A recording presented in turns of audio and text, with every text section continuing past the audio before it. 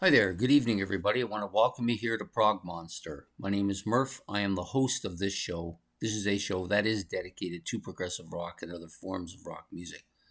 So we're here tonight to do the mini series that we are doing for 6 weeks in total. This will be the second episode. It's called Serious Changes, in which we've picked a band. We've actually picked 6 bands in this cycle, but this will be the second one of a band who changed their style of music to something completely different.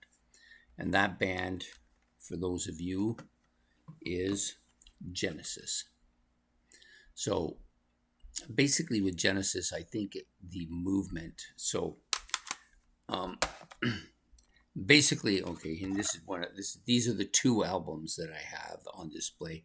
Could have added the self-titled album that came out after this, but I didn't bother.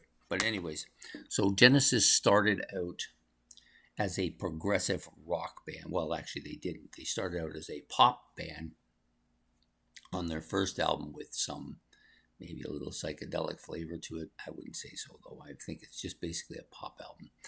But then they developed that, what we came to know as Genesis sound on Trespass. And going forward, they were that way the rest of their time with Peter Gabriel and continued that way after Gabriel left the band, along with, and then for the next couple of albums, they continued with the same kind of sound that they had with Gabriel. Then Steve Hackett left and they began to change. And the first change occurred here on this album, and then there were 3. I think the primary reason this changed, in my estimation, is now you only have 3 guys in the band.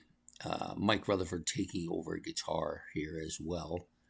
They toned down the complexity of their music to be more simplified sound. As a result, this album, although I think I think it's definitely a prog album, it does have a very simplistic sound to it compared to its predecessors, Wind and Wuthering and A Trick of the Tail, as well as the Gabriel-led Eros albums as well. Yeah, and then you get your really first, well, not really on Wind and Wuthering. They had one too, but the real pop special that took off here was "Follow You, Follow Me," the last track on the album. So this is kind of the beginning of that sound. Now, then they continued along on Duke, which was their next album, came out a couple of years later. They continued along with a more of a pop sound. But to be honest with you, I think this album is actually more proggy than, and then there were 3 a little bit, but along that same kind of simplistic sound. But you have a couple of big hits here, Turn It On Again and Misunderstanding, both commercial pop songs. So it's starting to drive that way. If these 2 songs had not turned out to be hits, or at least Turn It On Again hadn't turned out to be hits, and Follow You, Follow Me hadn't turned out to be hits, they might have continued with their prog sound. But I even then I kind of doubt that, because by the time the 1980s arrived, prog music was pretty much tanking, and they wanted to move on to make more money, which they actually turned out to be much bigger in the 80s with the more poppy sounds, which came out on their Genesis album next, which abandoned all kind of prog sound and went right for the poppy stuff and continued throughout the rest of their discography, with the exception of the final album, which I don't own, so I'm not going to make any comments on. So for me, that began the end for Genesis for me. Yes, I have all those albums, and I do listen to them. I did like Abacab a little bit, and one of their other albums I liked a bit, but for the most part, I don't really listen to the post-prog era. I don't even really care much for this album. I've never really kind of warmed up to it. I've tried and tried. Maybe it'll happen eventually.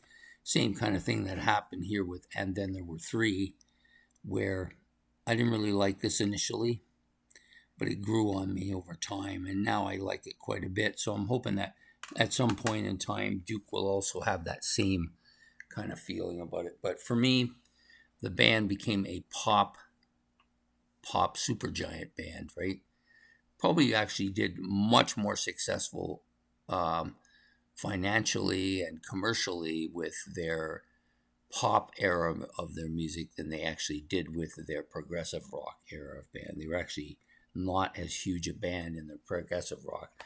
They are now, of course, most of the people looking back on their stuff prefer the prog, but not necessarily all. There's kind of two distinct groups of Genesis fans. There's those that took on the 80s pop era, and then those that only liked the Peter Gabriel led era, along with Wind and Wuthering and A Trick of the Tail. And I guess you could probably throw and you in. And then there were three in there as well. So for me, yeah, that's where the change took place between these two albums, and then cemented itself on the Genesis self-titled album. Anyways, I hope you've enjoyed this episode of the oh shit, I forgot what I called it. I did write it here somewhere. Where is it? Oh yeah, the Series Changes, which is the name of this series, the mini-series we're running. We have 6 episodes to do, so 4 more to go. I hope you like this. Please hit the like and subscribe. And if you want, you can make comments about this change in musical styles for Genesis, or about Genesis, and some people like both eras actually. So if you want to make that comment, you can do that as well. And we will see you next week when we'll do episode 3 of Series Changes. So take care and have yourself a good evening. Goodbye.